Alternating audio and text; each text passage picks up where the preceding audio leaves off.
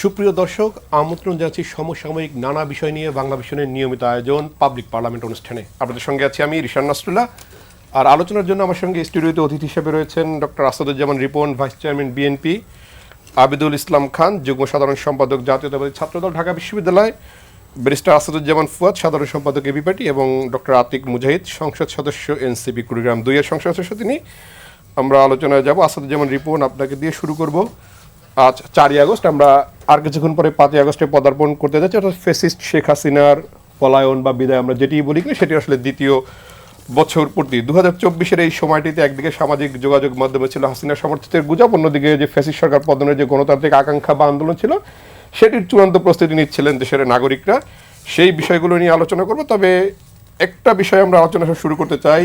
5ই আগস্টের পরে যে পরিবর্তনের কথা ছিল, সেই পরিবর্তনের জায়গায় আমরা আসলে দেখছি যেই লাউ সেই কুদ, অর্থাৎ ছাত্র রাজনীতির বিষয়টিতে আসলে কোনো পরিবর্তন আসেনি। ক্যাম্পাসগুলোতে আবার ছাত্র দল এবং ছাত্র শিবিরের সংঘর্ষ আমরা দেখছি, এবং ঠিক চূড়ান্ত ক্ষণে যেটি আমরা আসলে এটি আসলে উৎসব মুখর হওয়ার কথা, সেই জায়গায় আমরা দেখছি এখন এক ধরনের সংঘর্ষই। সেই জায়গায় আসলে ছাত্র রাজনীতির গুণগত পরিবর্তন হয়েছে বলে আপনার মনে হয় কিনা? এটা তো আমার জন্য বলা খুব ডিফিকাল্ট, কারণ আমি তো বহু বছর আগের ছাত্র রাজনীতি করা মানুষ। 80s দশক, সময়টা কম না অনেক, তাই না? এর মধ্যে নিঃসন্দেহে অনেক কিছু গুণগত পরিবর্তন হওয়া উচিত ছিল, হওয়ার কথা ছিল। এবং আমি খুব মুগ্ধ হয়ে আমি একজন পাশ্চাত্য একটি দেশের একজন মানুষের ভীষণ ভক্ত। ভদ্রলোকের নাম বার্নি স্যান্ডার্স। তিনি আমেরিকার সিনেটর। তার ভীষণ গুণমুগ্ধ এবং তার বক্তব্য ভীষণভাবে মনোযোগ দিয়ে শুনি। এবং আমি যখন দেখি এই যে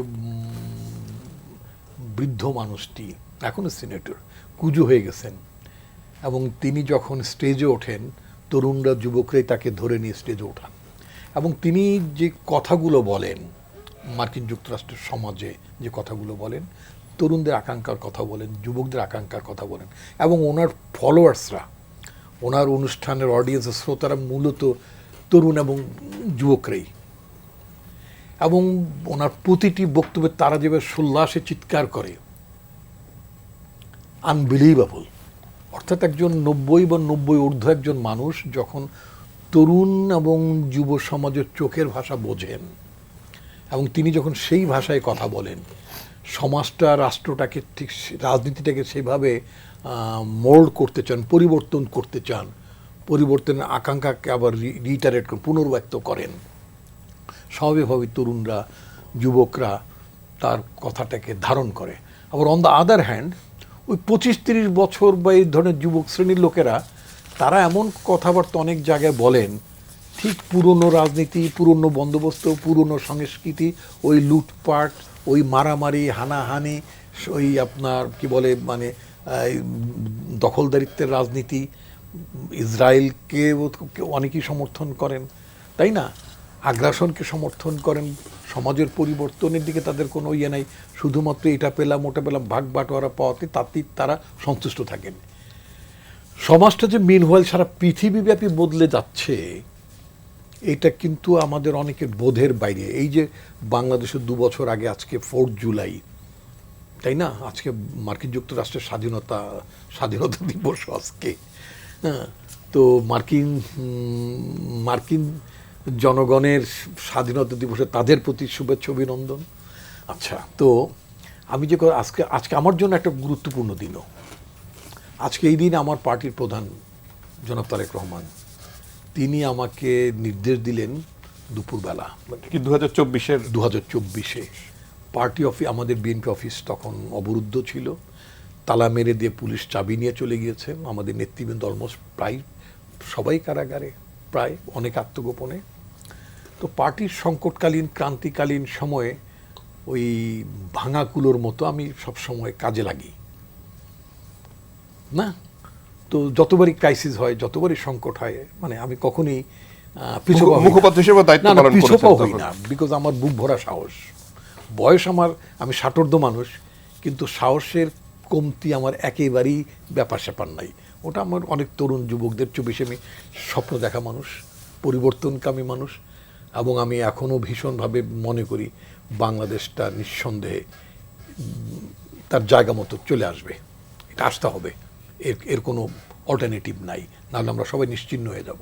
আচ্ছা, তো পার্টি অফিস আমরা খুললাম, তালা ভাঙাটাও যে অনেক কঠিন ব্যাপার, মানে মানে আমারও তো একটা শরীর, আমার তো আর এখন তো 30 বছর বয়স না, যাক অনেকক্ষণ সময় লেগে তালা ভাঙলাম, অফিস করলাম, ওই দিন প্রেস কনফারেন্স করলাম, দলের যা বক্তব্য সেগুলো দিলাম।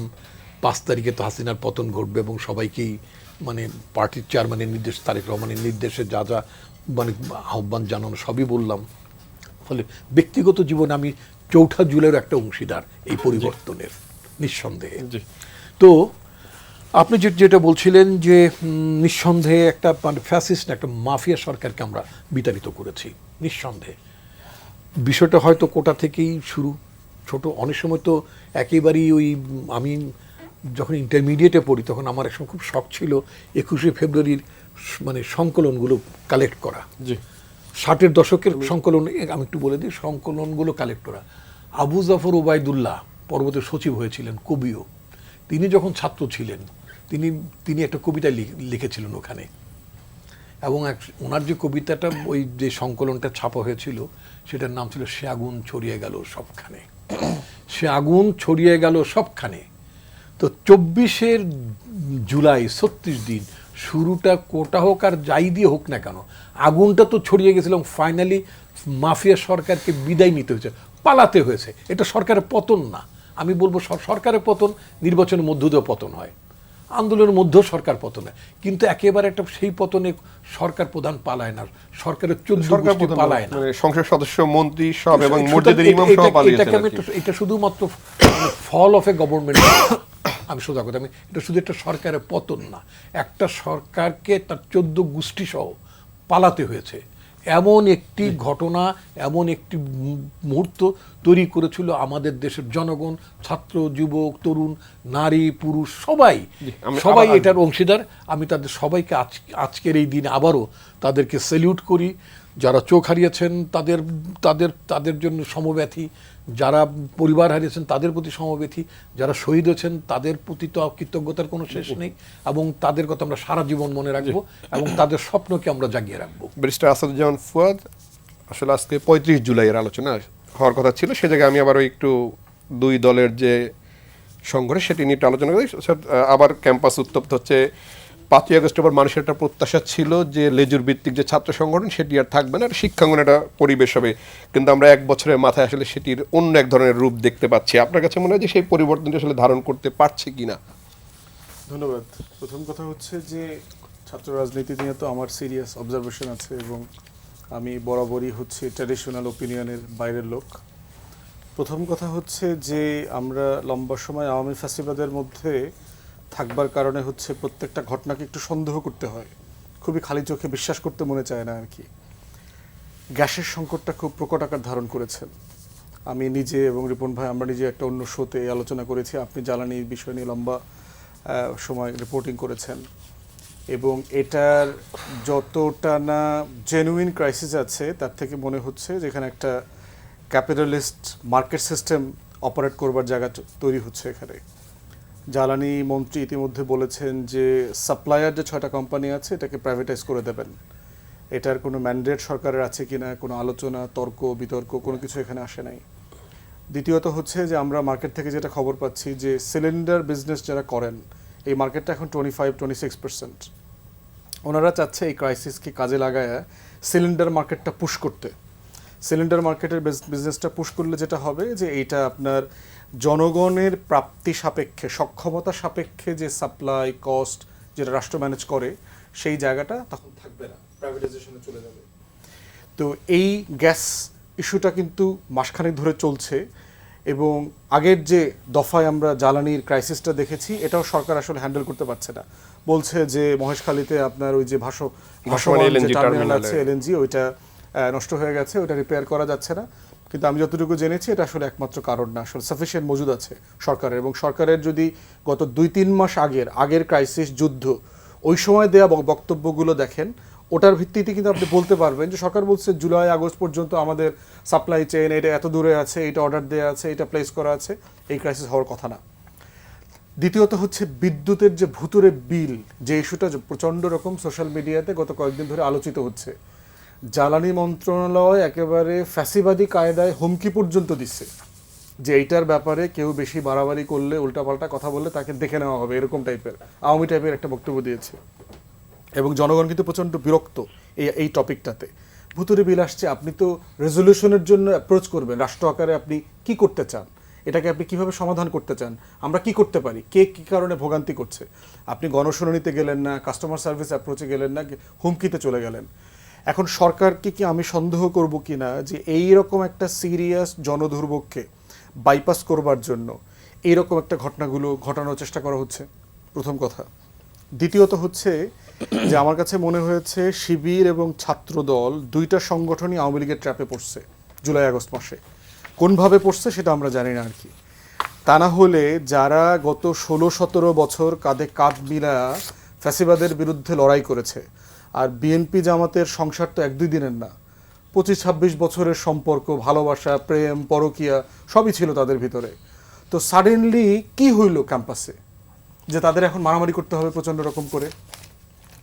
থার্ড হচ্ছে দেখেন মারামারির মানে ট্রিগার পয়েন্টগুলো দেখেন। জগন্নাথে 100 কোটি টাকার টেন্ডার বিজনেস গত বছর থেকে, অন্তর্বর্তীকালীন সরকার থেকে কিন্তু এই তর্কটা চলছে। এই টেন্ডারের কাজটা কি সেনাবাহিনীকে দেওয়া হবে না প্রাইভেট কোম্পানি দিয়ে আমরা টেন্ডার করব। এখন আজকে যে বিষয়টা নিয়ে করেছে, শিবিরকে অথবা ছাত্র সংসদকে কেন প্ল্যাকার্ড নিয়ে ছাত্র দলের প্রোগ্রামের ভিতরে ঢুকতে হবে? আপনি প্ল্যাকার্ড নিয়ে তো বাইরে দাঁড়ালেই হইতো, যেখান থেকে ইউজিসির চেয়ারম্যান, ভাইস চ্যান্সেলর যাওয়া আসা করবে, তারা দেখতে পারবে।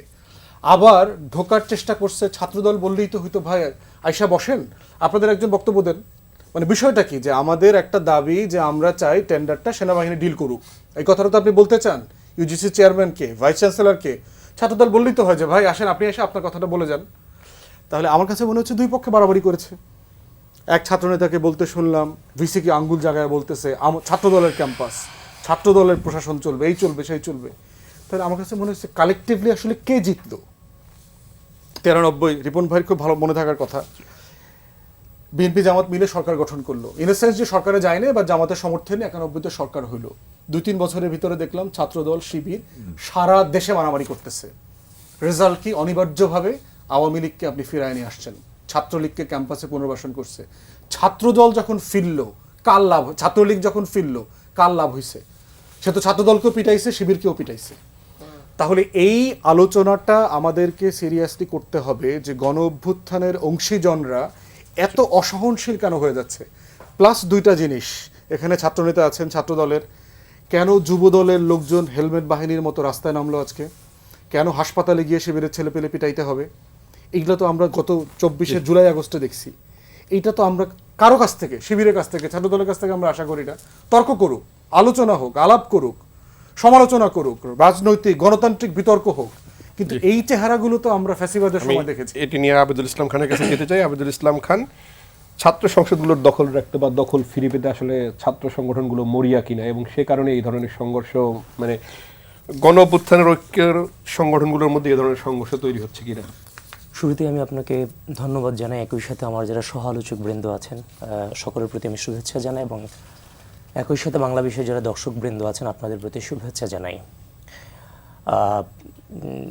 শ্রদ্ধা ফুয়াদ ভাই বলেছেন যে আজকের যে ঘটনাগুলো সম্পর্কে উনি বর্ণনা করেছেন, যদি আমি খুশি হতাম উনি যদি আজকের ঘটনার পাশাপাশি যদি গতকালকের বেগম রোকেয়ার ঘটনাটা উনি টানতেন, তাহলে হয়তোবা জিনিসটা আরও বেশি সুন্দর হতো। বাস্তবতা হচ্ছে 5 আগস্ট পরবর্তী সময়ে আমি যখন ডাকসু নির্বাচন করি, সাংবাদিকরা আমাকে জিজ্ঞাসা করেছিল যে আপনি হেরে গেলে কী করবেন, জিতে গেলে কী করবেন। আমি একটা উত্তর দিয়েছিলাম যে আমি 5 আগস্টের পরেই আমরা জিতে গিয়েছি, আমাদের জীবনে আর কোনো দিন হারও নাই, জিতও নাই, পরিস্থিতি ফেস করে যাব জাস্ট বাংলাদেশের স্বার্থে। তো এই কথাটা আপনি কখন বলতে পারেন? যখন হৃদয় দিয়ে আপনি গণ অভ্যুত্থানের চেতনাকে কিংবা এই গণ অভ্যুত্থানের স্পিডকে আপনি ধারণ করেন। গতকালকে বেগম রোকেয়া বিশ্ববিদ্যালয়ে যে ঘটনাটা ঘটেছে, একটা হচ্ছে যে ওই 71-এর মানবতা বিরোধী অপরাধের যে কয়েকটা ছবি সংক্রান্ত বিষয়ে ঢাকা বিশ্ববিদ্যালয়ে কিন্তু গত জুলাই এগুলো নিয়ে মতানৈক্য হয়েছে।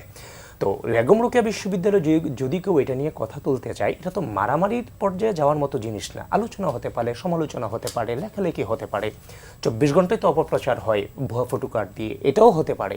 কিন্তু হাত উঠবে, লাঠি দিয়ে দৌড়ানি দিবে, কিংবা হচ্ছে যে রামদা নিয়ে মাঠে নেমে পড়বে, এই সংস্কৃতির বিরুদ্ধে গত 17টা বছর আমি সংগ্রাম করে গিয়েছি, আমরা সংগ্রাম করে গিয়েছি। এখন গতকালকে যখন ছাত্রদলের ছেলে মেয়েদেরকে বেগম রোকেয়া ইউনিভার্সিটিতে যখন আপনি হামলা করলেন, আপনি দৌড়ানি দিলেন, তারপর সকল দেশীয় অস্ত্র দিয়ে আপনি যখন তাদের উপর হামলা করলেন, রক্তাক্ত করলেন, করার পরে হ্যাঁ মানুষ মাত্রই ভুল, এগুলো নিয়ে আলোচনা সমালোচনা হবে। ভুল করলে ভুল যদি আপনি বুঝতে পারেন, তাহলে আগে যে ভুলটা করছেন সে ভুলটা একদিকে ভালো, যে সামনে আপনার দ্বারা কোনো ভুল হবে না, যে আপনি বুঝতে পেরেছেন। কিন্তু আপনি কি করলেন, এই হামলা ছাত্রদলের উপর হামলা তো আপনি করলেন। আরে ভাই, ছাত্রদল হচ্ছে বিগত 17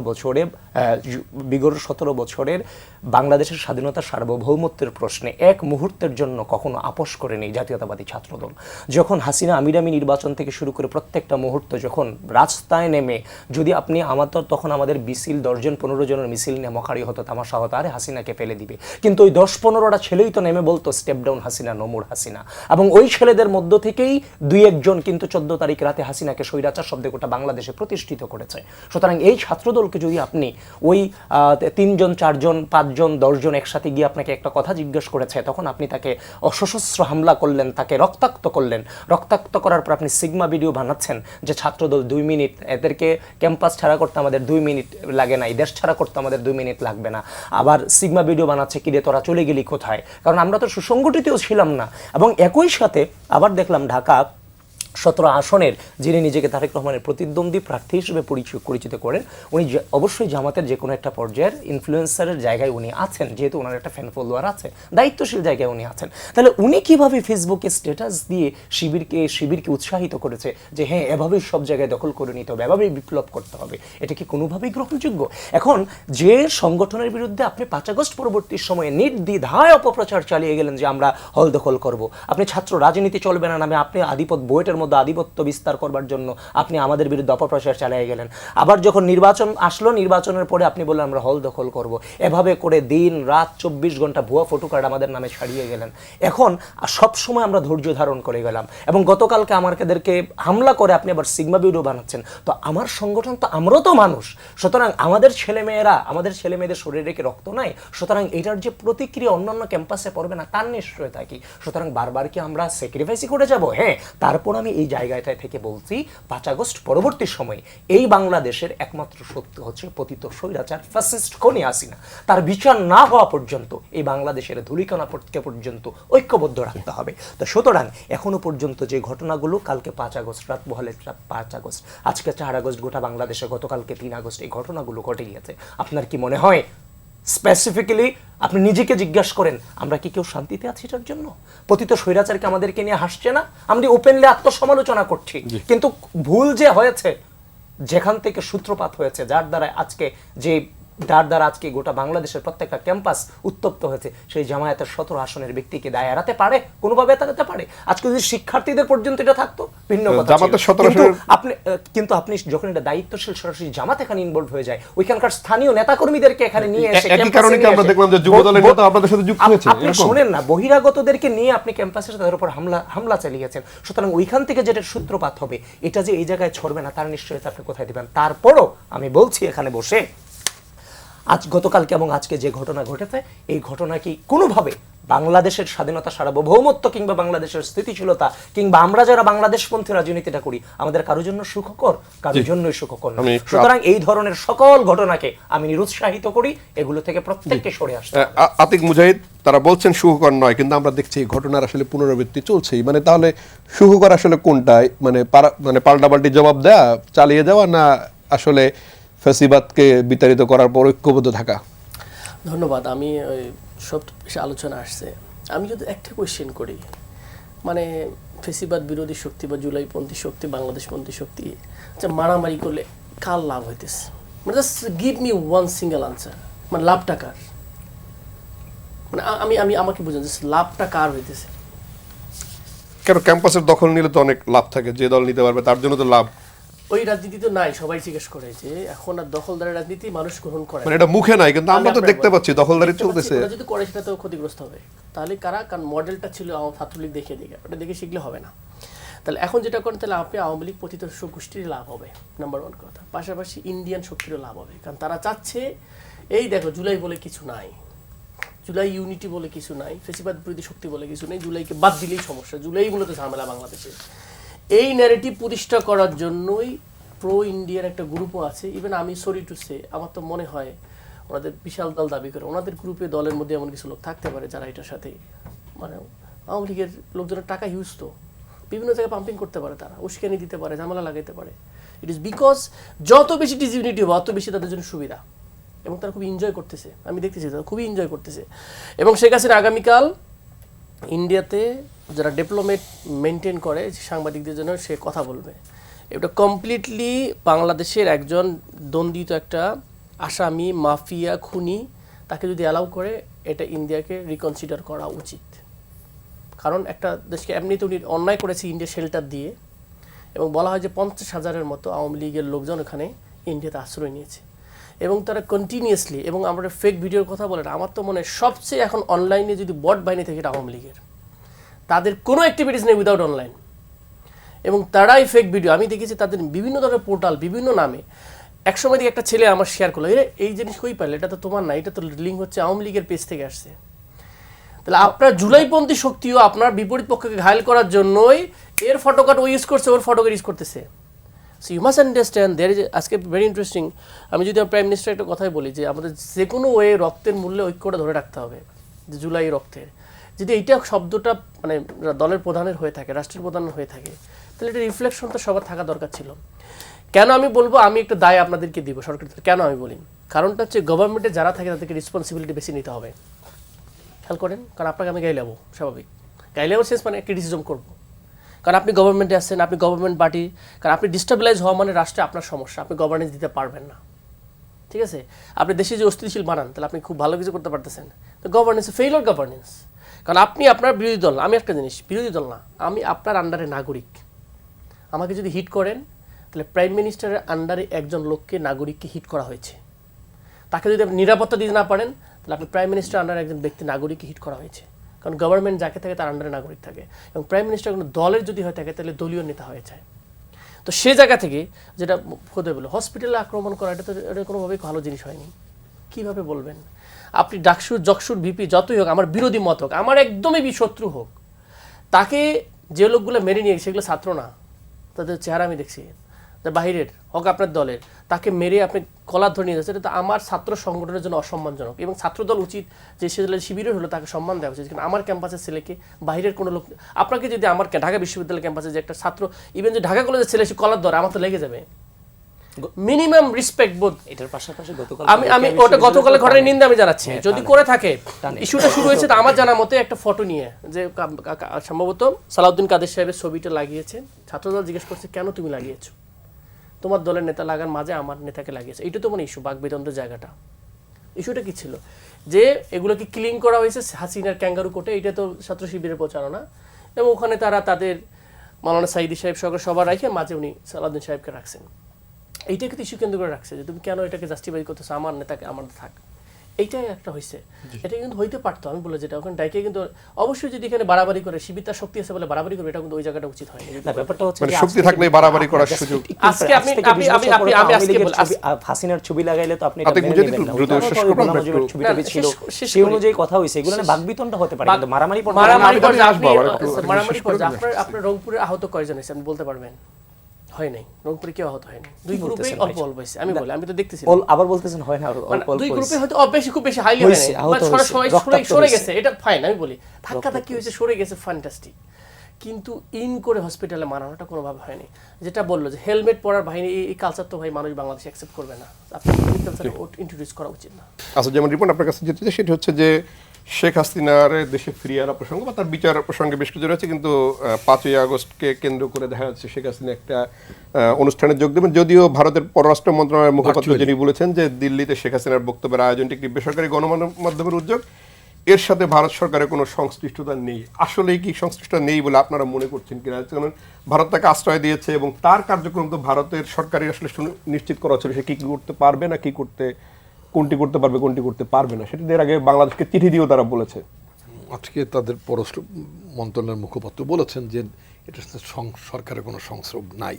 আচ্ছা, আমি যে কথাটি বলতে চাই, অনুরূপ একটি ঘটনা অনুরূপ একটি ঘটনা যদি বাংলাদেশে হতো, মানে আই মিন আমাদের দেশে একসময় ইন্ডিয়ার ছিল বা অনুপ চেটিয়া। বিচারের সম্মুখীন করতে চেয়েছিল মিস্টার অনুপ চেটিয়াকে, ওদের ভারতের ভাষায় তাদের বিচ্ছিন্নতাবাদী আন্দোলনের নেতা। এখন যদি ধরেন কানাডাতে, মার্কিন যুক্তরাষ্ট্রে শিখ সম্প্রদায়ের কিছু নেতা আছেন যাদের বেলায় ভারতের অনেক রিজার্ভেশন আছে, অভিযোগ আছে, হত্যাও করেছে। হ্যাঁ তারা হত্যাও করেছে এবং এই ব্যাপারে তাদের বিরুদ্ধে অভিযোগ আছে, খালিস্তান আন্দোলনের নেতা। রাইট। এখন ওরকম কোন একজন নেতা ঘটনাক্রমে, মানে আমি যদিও ঘটনাক্রমে যদি বাংলাদেশে ঢুকে পড়েন এবং বাংলাদেশে যেমন ভারতের যেরকম একটা মানে দার্শনিক অবস্থান আছে যে কারুর যদি অস্তিত্ব সংকটের মধ্যে, আমি এটা তাদের ফরেন মিনিস্ট্রির সংসদ রিপোর্টের মধ্যে পড়েছি যে ভারত যদি কখনো মনে করে কোনো দেশের কোনো নাগরিকের অবস্থান যদি সংকটাপন্ন হয়ে যায় এবং বিষয়টা যদি খুব মানবিক হয় তাহলে তারা আশ্রয় দিতে পারেন।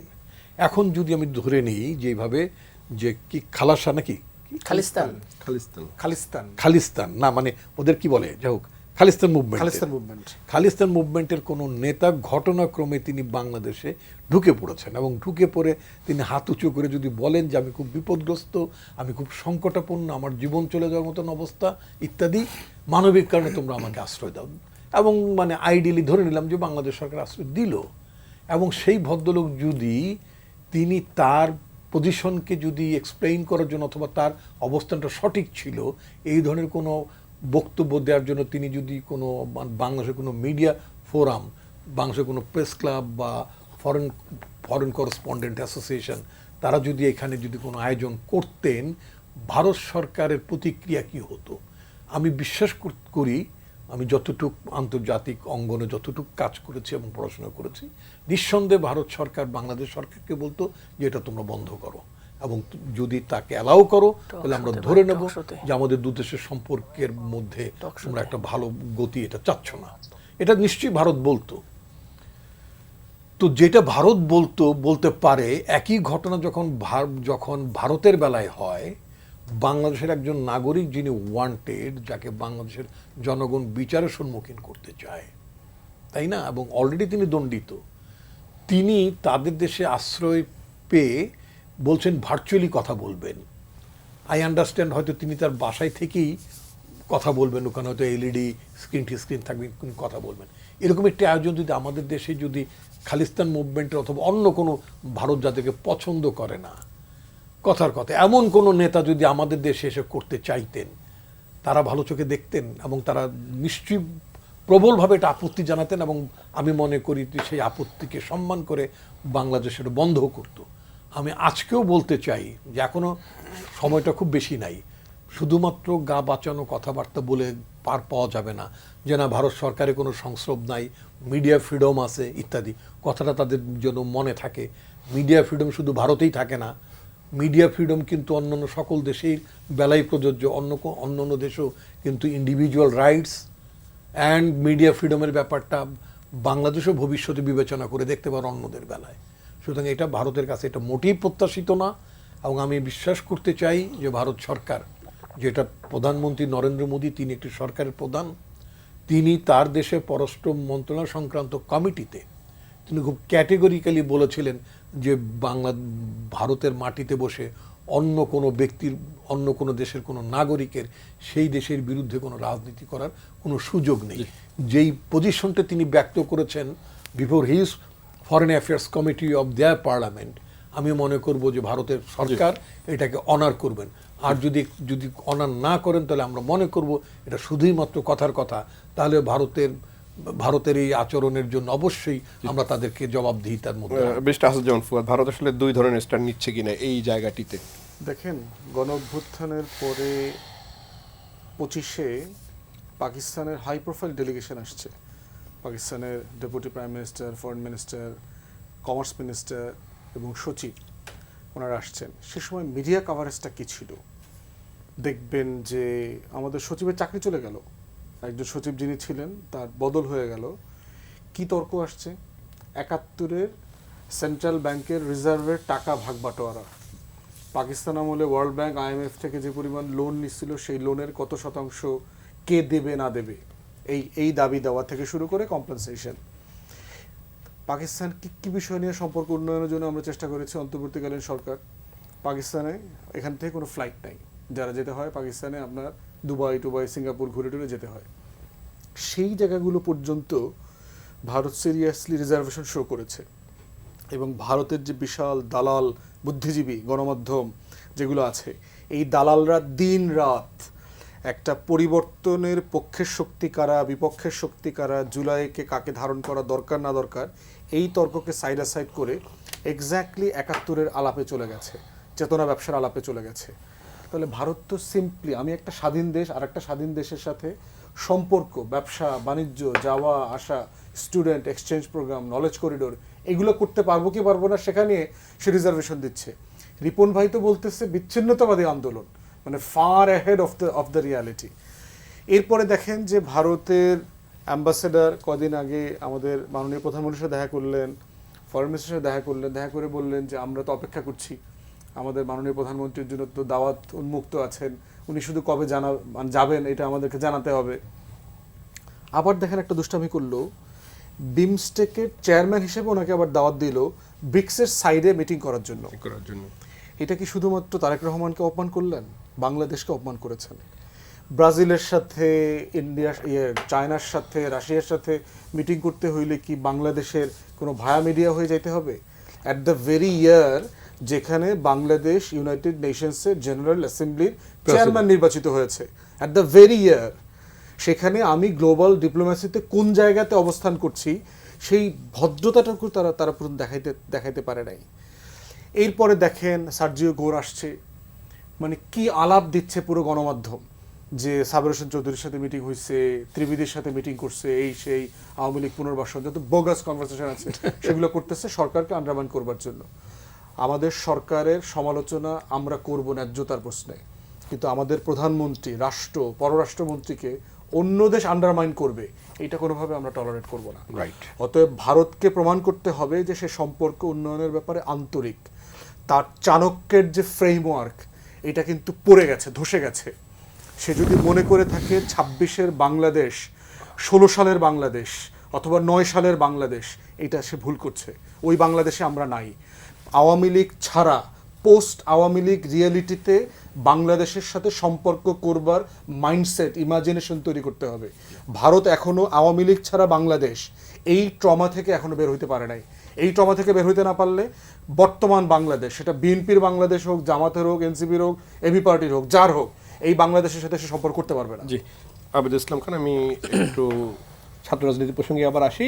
গুপ্ত বিষয়টা আসলে বেশ আলোচিত। এটি আসলে বলা হচ্ছে গণ অভ্যুত্থানের পরে যে দু দলের মধ্যে এক ধরনের গুপ্ত প্রবেশ করেছে, এবং এর ফলে আসলে গণ অভ্যুত্থানের শক্তিদের মধ্যে এক ধরনের অনৈক্য তৈরি হয়েছে। এতে আসলে সার্বিকভাবে দুটি রাজনৈতিক দলে আপনারা ক্ষতিগ্রস্ত হচ্ছে কিনা, যারা ছাত্র রাজনীতির সাথে যুক্ত?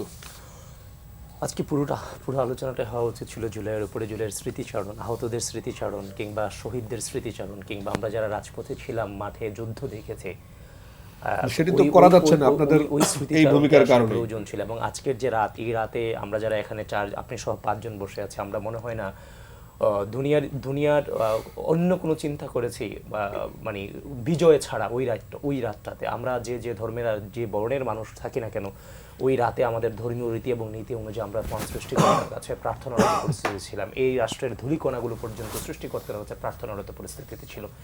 সুতরাং ওই রাতটা মানে আমাদের বারবার এই রাতটাকে ওই রাতের মতো মানে ফিলিংসে নিয়ে আসার জন্য যে কাজটা প্রয়োজন ছিল, আমরা যারা দায়িত্বশীল জায়গায় ছিলাম, এই জায়গায় অবশ্যই আমাদের ব্যর্থতা আছে, সেটা স্বীকার করে নিতে হবে। কিন্তু সেই জায়গা থেকে ব্যর্থতা আছে বলে ব্যর্থতা আরও বাড়াবে এটা হওয়া উচিত না। সেখান থেকে শিক্ষা নিয়ে এগুলো সুরাহা করা উচিত। আপনি যে গুপ্তের কথাটা বললেন, দেখেন আমি তো ২০১৬ সালে ১৫-১৬ ব্যাচে যখন ঢাকা বিশ্ববিদ্যালয়ে ভর্তি হয়েছে, আমার কোনো পারিবারিক ব্যাকগ্রাউন্ড রাজনৈতিক ফ্যামিলির না।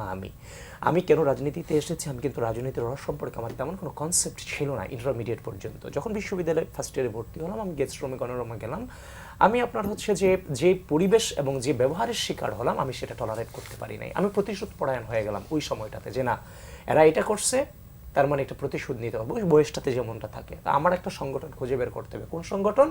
এখন আওয়ামী লীগের যুগই একমাত্র সংগঠন আপনি বলতে পারেন ওই সময় ছাত্র সংগঠন ছাত্রদল যেটা সরাসরি হাসিনার চেয়ারকে চ্যালেঞ্জ করতো, হাসিনার বিরুদ্ধে অন্তত মিছিলটা পর্যন্ত করতো, রাজপথে সরব উপস্থিতি ছিল।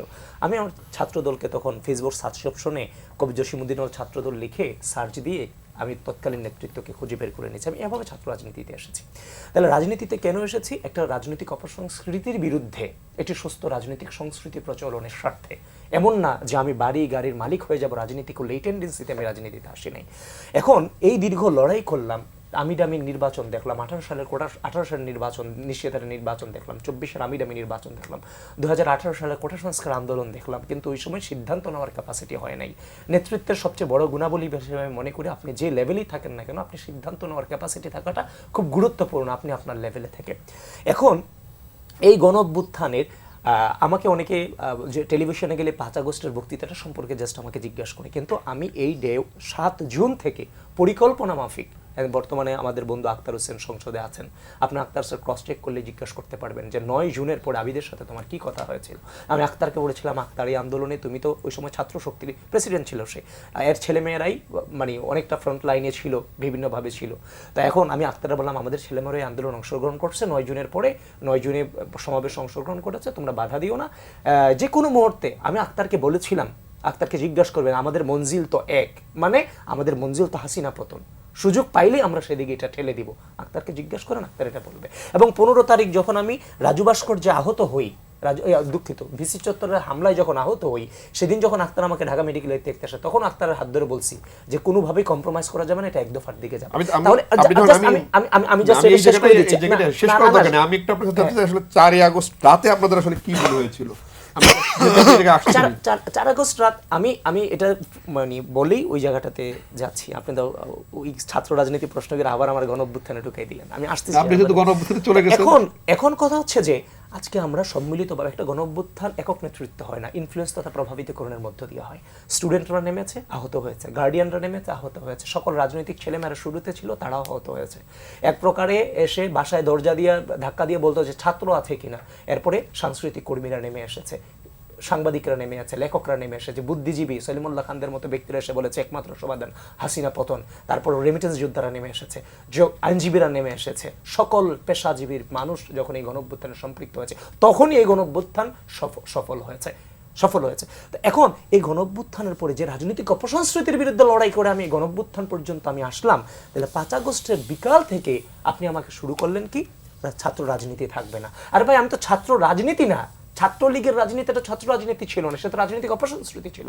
এখন ছাত্র রাজনীতি থাকবে না, কারা বললো ছাত্র রাজনীতি থাকবে না? পরবর্তীতে তারা শিবির হিসেবে আত্মপ্রকাশ করলো। তারপর হচ্ছে যে ধরেন 5 আগস্ট বিকেল থেকে দখলদারিত্ব শুরু করলো। এদের পরিচিত কারো ছাড়া প্রতিনিধি টিম করে নিয়েছে, ভিসিকে নিজের মতো করে নিয়ে এদের পরিচিত ছাড়া কেউ তুলতে পারবে না। ক্যাম্পাসে যত ধরনের ববক্রেসি বল, ছাত্রলীগ যা ছাত্রদল, তার ভাই যে ছাত্রদল ফ্যাসিস্টের বিরুদ্ধে লড়াই করে জীবনের অস্তিত্বের সবকিছু শেষ করে ফেললো, সেই ছাত্রদলের ছাত্রদের কথা নিয়ে গেলেন। নোংরা স্লোগান, আজকে ঢাকা বিশ্ববিদ্যালয়ের মাটিতে থেকে যেই স্লোগান, সমকামিতার স্লোগান, যেগুলো উচ্চারণ করতে মানে মাটি ফেটে যায়, সেই স্লোগানগুলো ঢাকা বিশ্ববিদ্যালয়ের মাটিতে থেকে দেওয়া হয়েছে। তখন আমি সন্দেহ করেছিলাম এই জায়গা থেকে হয়তোবা তাদের অভ্যাস এগুলো আছে। দেখলাম কয়েকদিন আগে এই ধরনের ঘটনা বিশ্ববিদ্যালয় মাটিতে করেছে। তো এখন এবার লেজুর বৃত্তি করে না, এরা লেজুর বৃত্তি করে না, আমরা লেজুর বৃত্তি করি। কই এখন তো সাদিককে আমি দেখলাম যে বিবি থাকা অবস্থাতেই জামাতে যোগ দিয়েছে, এবং বিবি থাকা অবস্থায় গিয়ে হচ্ছে যে আপনার বিভিন্ন জামাতের হয়ে প্রচারণা করেছে। তো এই যখন আপনি একের পর এক যখন অপপ্রচার এগুলো চালাবেন গুপ্ত থেকে, আপনি আপনার রাজনীতিটা করতে চান, সবার রাজনীতি আপনি নষ্ট করে দিতে চান, ওই জায়গা থেকেই তো এই অনৈক্যটা সৃষ্টি হয়েছে। এবং 4 আগস্টের কথা যদি আমি বলি, 4 আগস্টের একদম 30 সেকেন্ড বলেছেন, আমি 1 মিনিট নিব। 4 আগস্ট রাতের কথা যদি বলি, সে রাত ছিল আমাদের কাছে বেঁচে থাকা অবস্থায় আমার মনে হয় না আমার জীবনে 4 আগস্ট রাত এবং 5 আগস্ট দিন আমার জীবনে আর কোনো দিন পুনরাবৃত্তি হবে। সুতরাং আমার জীবনের সবচেয়ে সেরা ফিলিংস ছিল 4 আগস্ট রাত, 5 আগস্ট দিন। আমি সবসময় বলতাম, আমি মহান সৃষ্টিকর্তার কাছে তাহাজ্জুদের নামাজ পড়ে যখন ঘুমালাম, সারাটা রাত আমার শরীরে, আপনার শরীরে যদি বৃষ্টি বর্ষিত হয়, আপনি যে ট্যাগটা পাবেন, সারাটা রাত আমার শরীরে সাহস বর্ষিত হয়েছে। আমি এখনও সেই মোমেন্টটা ফিল করতে পারি। আমি সেই স্বপ্নের মধ্যে সারাটা রাত কাটিয়েছি। সকালে আমি সাহসের আমার যখন ঘুম ভাঙে আমার ভিতরে কোনো ভয় ডর ছিল না। এবং 5 আগস্ট যখন শাহবাগে যখন বিজয় আসলো, যখন দেখলাম হাসিনা পালিয়ে গিয়েছে, আমি আমার জুনিয়রদেরকে বলতাম রাজনৈতিক জীবনে, যেদিন হাসিনা পালিয়ে যাবে সেদিন রাজপথে আমি ঘুমাবো, এটা হচ্ছে আমার স্বপ্ন। এবং হাসিনা চলে যাওয়ার পরে শাহবাগ ফুলের দোকান সামনে এই বৃষ্টিতে এই কাদার মধ্যে আমি 40 থেকে 45 মিনিট ঘুমিয়ে সোজা বাসায় গিয়েছি। গণতন্ত্র রক্ষার জন্য পরের দিন থেকে মাঠে নেমেছি, এখনো পর্যন্ত সেই রাষ্ট্র স্থিতিশীলতার জন্য লড়াই করে যাচ্ছি। ডক্টর আতিক মুজাহিদ, রাজনৈতিক দলগুলো বারবার বলছে যে জুলাই কোনো রাজনৈতিক দলের নেই, এটি আসলে একদম দেশের সব মানুষের, কিন্তু দেশের মানুষ আসলে কি চায় সেটি আসলে রাজনৈতিক দলগুলো ধারণ করতে পারছে কিনা বা সেটি মানুষ আসলে বুঝতে পারছে কিনা, এই 2 বছরে এর প্রতিফলন হয়েছে কিনা? ধন্যবাদ। আমি তার আগে একটু আসবো, ওই আওয়ামী লীগকে বেসিক্যালি ব্যাকআপ দেয় বিজেপি, সরাসরি বিজেপি কয়েকজন পার্লামেন্টারিয়ানও বলেছে, তারা রিসেন্টলি বলেছে যে সুখবর আসছে। ভেরি ইন্টারেস্টিং, মানে শেখ হাসিনাকে পুশ ব্যাক করে ওনাদের সুখবর ওনাদেরকে এখানে চেঞ্জ করে ফেলবে। এবং এরপর থেকে আমরা আজকে মাত্র একটা নিউজ দেখলাম, এশিয়া পোস্টে এসেছে, 404 জন শিক্ষক, বিশ্ববিদ্যালয়ের শিক্ষক, তারা গোপন মিটিং করেছে টেলিগ্রামে শেখ হাসিনাকে 22টা বিশ্ববিদ্যালয়ের, ওয়াহিদুজ্জামান নামক সেই মাস্তান ছাত্রলীগে যে আমাদের জোর করে প্রফেসর হয়েছে ঢাকা বিশ্ববিদ্যালয়ে, সরি টু সে, এই গোষ্ঠী অ্যাক্টিভ। আপনি যদি বলছেন অনেকর পিছনে এই ফুল মেকানিজম, আপনি কালচারাল ফ্রন্টে যত লোক আছে, আপনি এমন কিছু লোক মাঝে দেখলেন, এখন তো কমে গেছে কেন জানি, একটা মামলা দেওয়ার পরে বিএনপি সাজা শুরু করেছিল কিছু বুদ্ধিজীবী, সিনিয়র সাংবাদিক, সিনিয়র শিক্ষক, সিনিয়র, কয়েকদিন আগে মামলায় ছিল, জেলখানায় ছিল, আইসা খুব চমৎকার বিএনপি সাজা শুরু করে দিয়েছিল। কারণটা কি, আপনাকে মাঝে এমন কিছু বয়ান ঢুকাই দিবে যে আপনার যে শক্তিগুলো ছিল একসাথে ডিভাইশন করে। আমি এটা খুব সিন্স বিগিনিং আমি একটা জিনিস দেখছি যে কীভাবে তারা প্লট তৈরি করে আর কি। ছাত্র সমাজ এটা খুব খারাপ, তারপরে ধরবে অমুক খারাপ, মানে সবাই খারাপ, শুধু তারাই ভালো বেসিক্যালি।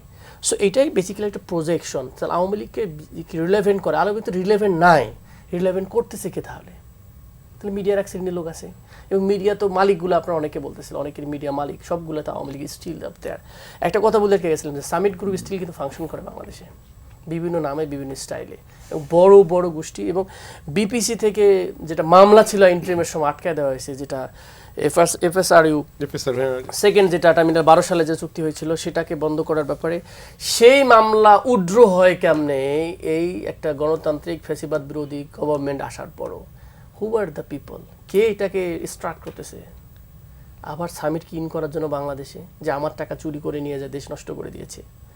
আমাদের মারামারি অর্ধেক কমে যেত যদি আমাদের এখানে কাজ থাকতো, আমাদের লোকজনের কর্মসংস্থান থাকতো, আমাদের মধ্যে টাকা থাকতো, আমাদের এই যে অর্থনৈতিক সংকট রাষ্ট্রের, এই যে আমাদের গ্যাস নাই, এই নাই, এইগুলোর পিছনে তো বড় একটা ফ্যাক্টর সে গেছে, ধ্বংস করে দিয়েছে, এবং পলিটিক্যাল কালচারও তো ধ্বংস করে দিয়ে গেছে। এখন আসি জুলাই, কি বলতেছিলেন সরি যে বললাম, জুলাই অনেক ব্যাপারটা, জুলাই অনেক মানুষের আকাঙ্ক্ষা ধারণ করে, এটা আসলে খুবই আনফরচুনেট। কালকে এক জায়গায় কথা বলছিলাম যে আমাদের ইয়াংদের যে ভাষা বা আমাদের আকাঙ্ক্ষা, হিউজ ডিফারেন্স সিনিয়রদের সাথে। সিনিয়ররা বলে কী এরকম হচ্ছে না কেন, ওনারা তো একটা ওল্ড সেটেলমেন্টে বড় বড় বিশ্বাসী। এবং আজকে একটা প্রোগ্রামে ছিলাম, 3 জন এডিশনাল সেক্রেটারি ছিলাম, আমি বললাম আমি বুঝলাম না, আপনাদের সাথে একই টিমে কাজ করতেছি একটা ফোরামে, এই একই, মানে আপনি আপনার সিস্টেমের বাইরে যাইতে পারেন না কেন? মানে আপনার বিষয়টা হচ্ছে যে ওনাকে যে স্ক্রিপ্টটা দেওয়া হয়েছে উনি ওইটাই ফলো করতেছে, যেখানে বলা হয়েছে এই 3টা। আমি বললাম what is this, what is new, মানে what is relevant, what is refresh knowledge? তাহলে আমরা ইয়াংরা যেটা করেছি যে ওয়ার্ল্ড কীভাবে চলতেছে, আমরা কোথায় আছি, ওরা আছে যে কীভাবে ইনস্ট্রাকশন দেওয়া হয়েছে ওইটা নিয়ে আসে। মানে তারা কোনোভাবে রিস্ক নিতে রাজি না, ডেভেলপমেন্ট বা আপনার যে ব্রোকার্স আছে। তা বাংলাদেশ বোধভাবে প্রায় বলে, আই ডোন্ট থিঙ্ক যে বাংলাদেশ হচ্ছে মন্ত্রী শাসিত দেশ, বাংলাদেশ হচ্ছে কি বলে আমাদের সেক্রেটারিয়েট শাসিত দেশ, আমলাতান্ত্রিক বাংলাদেশ ইজ অ্যান্ড এভরিথিং। এক একজন করে ডিসি ইউনোরা 100টা করে মানে কমিটির উপজেলা ইউনিয়নের সদস্য সভাপতি। আপনি কেন ইমাজিন, তারাও যে ইউনিভার্সিটি পড়ছে, আমরা সেম ইউনিভার্সিটি পড়ছে, আমরা তো নিজে বুঝতেছি যে কোনোভাবে একটা লোক 100টা মিটিং কইরা সে খুব প্রোডাক্টিভ কিছু দিতে পারবে। So nothing new. তাহলে একটা ওল্ড সিস্টেমের মধ্যে আছে, নতুন একটা আকাঙ্ক্ষা ধারণ করছে, সে আকাঙ্ক্ষাটা রিফ্লেক্ট করার মতো না জনগোষ্ঠী আছে, না পলিটিশিয়ানরা ট্রান্সলেট করতেছে, বরং পলিটিশিয়ানরা ওল্ড পলিটিক্সকে আবার নতুন করে টেনে নিয়ে আসতেছে। তো এটা কোনোভাবে খুব ভালো জিনিস না, আমরা চাই একটা নতুন ফ্রেশ কিছু স্টার্ট হোক। আসাদ যেমন রিপোর্ট, পলিটিক্সিয়ানরা পুরনো পলিটিক্সে ধারণ করছে, কিন্তু একটা নতুন বাংলাদেশের স্লোগান প্রধানমন্ত্রীর মুখ থেকে আমরা শুনতে পাচ্ছি, সেটি আসলে পর্যন্ত ধারণ করছে কি? 2 মিনিটের মধ্যে একটু আমরা শেষ দিকে আছি। তো দেখেন 5 অগাস্টের পরে যে একটা নতুন বাংলাদেশ, মানে আমরা শব্দটা নতুন বাংলাদেশই বলি, নিঃসন্দেহে নতুন বাংলাদেশ, এখানে যে মানে জন আকাঙ্ক্ষা, এটার বাইরে যাওয়া ভেরি ডিফিকাল্ট। কোনো রাজনৈতিক দলের পক্ষে কারোর পক্ষে সেটা সম্ভব না। এটা বাংলাদেশের মানুষ আমরা অনুভব করেছি, রাজনৈতিক দলগুলো অনুভব করেছে, এবং এটা কিন্তু মানে আপনার সারা পৃথিবীতে কিন্তু একটা নতুন ধরনের জাগরণ। এটা যাই বলেন না কেন, এটা আপনি জেনজি বলেন, আলফা জেনারেশনের কথা বলেন, যাই বলেন না কেন, ইভেন আপনি ইন্ডিয়ার কথা যদি বলেন, এই যে ইন্ডিয়া যে একটা সেকুলার রাষ্ট্র ছিল, এটা তো আমরা মোটামুটি ভুলতে বসেছিলাম। Still it's not a secular state, but এই ভারতে যে জুলাই মাসে ওই আন্দোলনটা জুলাই মাসে, এখানে একটা ভেরি ইন্টারেস্টিং ফেনোমেনা, এই ককরোচের একটা ককরোচ জনতা পার্টি নামটা আত্মপ্রকাশ করে তারা যে আন্দোলনটা, সেটাও জুলাই মাসে। সেখানে তাদের নেতা দীপকে বললেন যদি তার নামের সাথে যদি একটা খান থাকতো বা একটা ইসলামিক ব্যাপার থাকতো, তাহলে তার অবস্থাটা কোন পর্যায়ে যেতে পারতো, তাই না? তো আমাদেরকে একটা জিনিস মনে রাখতে হবে কি, পৃথিবীটা কিন্তু বদলে যাচ্ছে, বদলে গেছে মানুষের মনোজগতে। আপনি ইচ্ছে করলেই আপনি ওই নতুন করে একটা মানে কেউ মানে একটা হেলমেটীয় রাজনীতি করতে চাইবে, ইন্ট্রোডিউস করতে চাইবে, এটা মানুষ অ্যাকসেপ্ট করবে, এটা ঠিক না। আমার কাছে একটা মানে আপনি ব্যারিস্টার ফুয়াদ একটা কথা হচ্ছে, আমি অতটা আজকে আমার নিজের মানে 5th অগাস্ট উপলক্ষে আমার পত্রিকার মানে স্পেশাল ইস্যু বের হবে, ওটা আমি খুব ব্যস্ত ছিলাম, ফলে আমি অন্যদিকে খুব বেশি মানে কনসেন্ট্রেশন দিতে পারিনি। আজকের এই যে ছাত্রদের সংগঠনগুলোর মধ্যে ঝামেলাটা আমি খুব মনোযোগ দিতে পারিনি, এটা সত্য। তো আপনি যেটা বললেন যে কোনো ছাত্র সংগ্রহের দাবি ছিল কি জগন্নাথ ইউনিভার্সিটির কার্যক্রম মানে অর্থাৎ নির্মাণ কাজগুলো সেনাবাহিনী করে কোনো দাবি ছিল, কাদের ছিল দাবিটা? আমরা ওদিকে না গিয়ে না, আমি এটা এটা ইনকিলাব মঞ্চ নেতৃত্বে জগন্নাথের ছেলে পেলে যারা সাধারণ শিক্ষার্থী, মানে সেনাবাহিনীর ইস্তাদ ছিল, মানে এই কাজটা তো অনেক দূরে, সেকেন্ড এটা কেরানীগঞ্জের ওদিকে, ওইটা যেন সেনাবাহিনীর তত্ত্বাবধানে কাজটা হয়। এই কথাটা আমি বলতে চাচ্ছি যে দেখেন, একটা ছাত্র যুবক তরুণ তারা নিজেদের অর্থাৎ সিভিলিয়ানদেরকে ট্রাস্ট করতে পারছে না। Very interesting. এটা এই প্রশ্নটা ছোটোখাটো প্রশ্ন না, যে আমাদের দেশের ছাত্র সমাজ, তরুণ সমাজ তারা মনে করেন যে নির্মাণ কাজটা সেনাবাহিনীর হাতে হলে এটা পরিচ্ছন্ন হবে, স্বচ্ছতা থাকবে। কারণ আমি যখন ছাত্র রাজনীতি করছি 80s, এটা সত্য কথা, বিশ্ববিদ্যালয়গুলো নির্মাণ কাজ সবার থেকে কয়েক সেকেন্ড করে নিই, বিশ্ববিদ্যালয়ের নির্মাণ কাজগুলোতে তো সরকারি দলের থেকে বিরোধী দল নেয় আর কি। তো না, আমি বলছি যে এই 80s আমরা দেখেছি যে আপনার বিশ্ববিদ্যালয়ের নির্মাণ কাজগুলোতে সেখানে কিন্তু মাস্তান টাস্তান ইনভলভ হয়ে যেত, একটা ভাগাভাগির ব্যাপার হতো, একটা মাস্তানি ক্লাস তৈরি হয়ে যেত, এটা নিয়ে মারামারি হতো, খুনোখুনি হতো। তো এই জায়গাটা 80s ছিল। নতুন করে ছাত্ররা লেখাপড়া করবে, বিশ্ববিদ্যালয় হল নির্মাণ হবে, অবকাঠামো নির্মাণ হবে, ওখানে একটা সাম্রাজ্য, ওখানে একটা দ্বীপ সৃষ্টি করে ধান্দাবাজি করতে হবে, বাটপারি করতে হবে, মাস্তানি করতে হবে। It's not fair. এবং সেটার জন্য যদি সাধারণ মানুষের মধ্যে সেনাবাহিনী ভালো, এইটা যদি হয়, তাহলে এই যে দীর্ঘ গণতন্ত্রের যে লড়াই, এইটা তো আর কিছু থাকে না। ফুয়াদ, আমি একটা আপনার কাছে যেতে, সেটি হচ্ছে যে শেখ হাসিনার বিচার প্রসঙ্গ 2 বছরে আসলে কতটা অগ্রগতি হলো, এবং সাথে সাথে দল হিসেবে আওয়ামী লীগের বিচার এবং মানুষের যে প্রত্যাশা সেই সংস্কারগুলো কতটা হয়েছে? লম্বা ক্যানভাস দিয়ে ছোট করে। প্রথম কথা হচ্ছে যে বিচারিক প্রক্রিয়াটার তো কিছু ব্যুরোক্রেটিক রিয়ালিটি আছে, মানে আপনি চাইলেই ধট মার টাইপের, চায়নাতে দেখলাম খুব সিনিয়র পলিট ব্যুরোর সদস্য দুর্নীতির জন্য তাকে শুট আউট করে দিয়েছে। এখন আপনি তো এই মডেলে বিচার এখানে করতে পারবেন না, এটা তো আমরা একটা British common law basis system operate করি।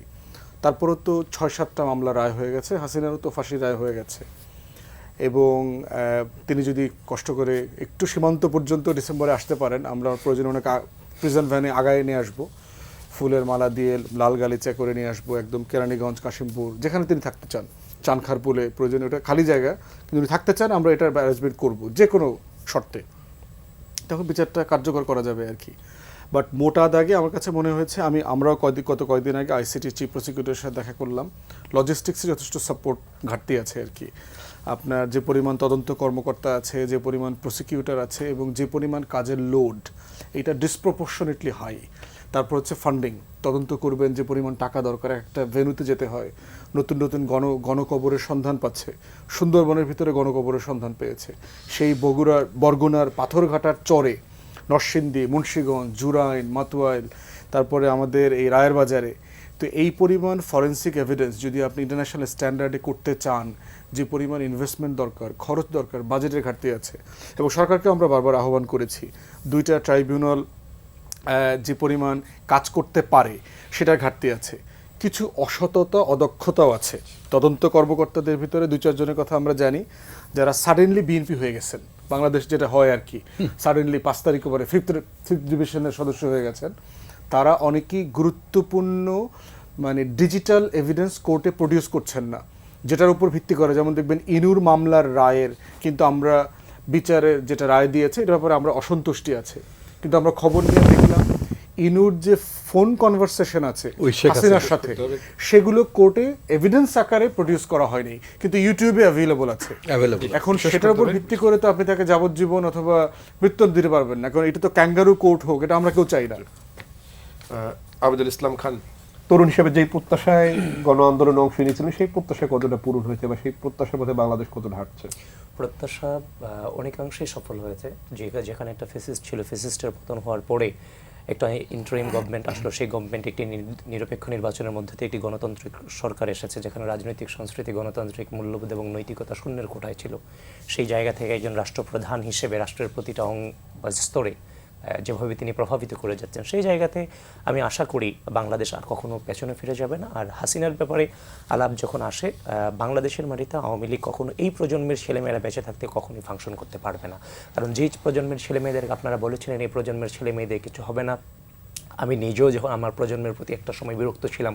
একদিকে বিরোধী দলের পার্টি অফিসে নৃশংসভাবে হামলা হয়, ঠিক অপোজিশনে দাঁড়িয়ে এই দেশের কিছু তরুণ ফুটবল খেলা, ক্রিকেট খেলা দেখে উল্লাস করে।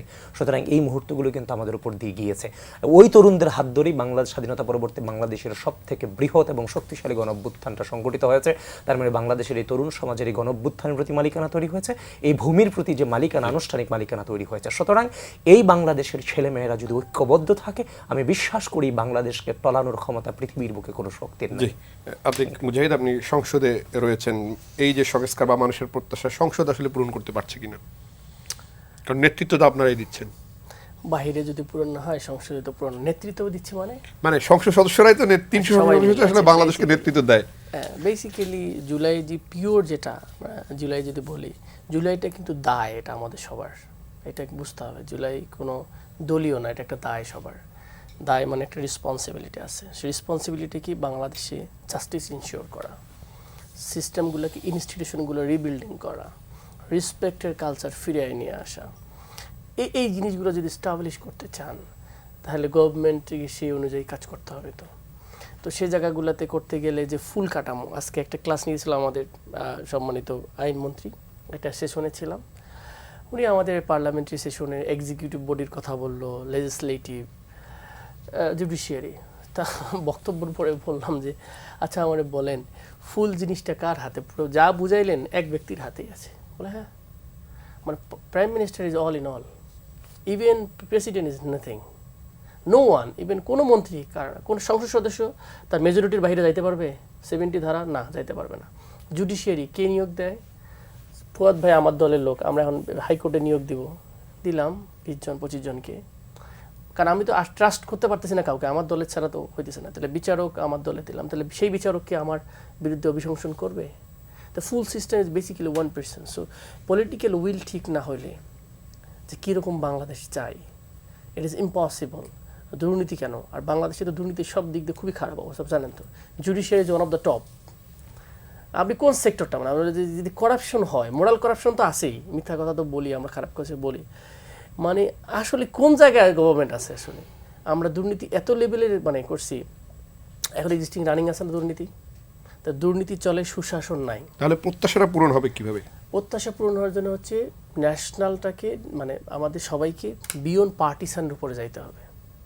একটা মডেল, যেমন কি বলছিল ওনাকে, বলছিল লুক ইস্ট পলিসি, মানে আমাদেরকে ইস্টার্ন যে কান্ট্রিগুলো আমাদের সমমানে, দেন সাউথ ইস্ট এশিয়া যে কান্ট্রিগুলো আছে, তারা কিভাবে চেঞ্জ হলো। আমাদের মতো দুর্নীতিগ্রস্ত ইন্দোনেশিয়া ছিল, মুসলিম ভ্যালুজও আছে, তারা কিভাবে আস্তে আস্তে চেঞ্জ হয়ে একটা জায়গায় চলে গেল, ইকোনমিক্যালি, বিজনেসে, পলিটিশিয়ানে। ওই প্র্যাকটিসগুলো আমাদের ভিতর আস্তে আস্তে আনতে হবে। তবে সবার আমার কাছে মনে হয় লিডারশিপ পলিটিক্যাল উইজ খুব গুরুত্বপূর্ণ, এবং আমাদের ভিতরে যত যাই হোক ন্যাশনাল ইউনিটি একটা লেভেলে থাকতে হবে। মারামারি কাটাকাটি করে আমরা এই দেশ চেঞ্জ করতে পারবো না। আলোচনায় অংশ নেওয়ার জন্য আতিক মুজাহিদ, ব্যারিস্টার আসাদুজ্জামান ফুয়াদ, আসাদুজ্জামান রিপন এবং আবিদুল ইসলাম খান, আপনাদেরকে অসংখ্য ধন্যবাদ। দর্শক, পাবলিক পার্লামেন্ট থেকে আজকের মতো বিদায় নিচ্ছি। ভালো থাকবেন, সুস্থ থাকবেন, আল্লাহ হাফেজ।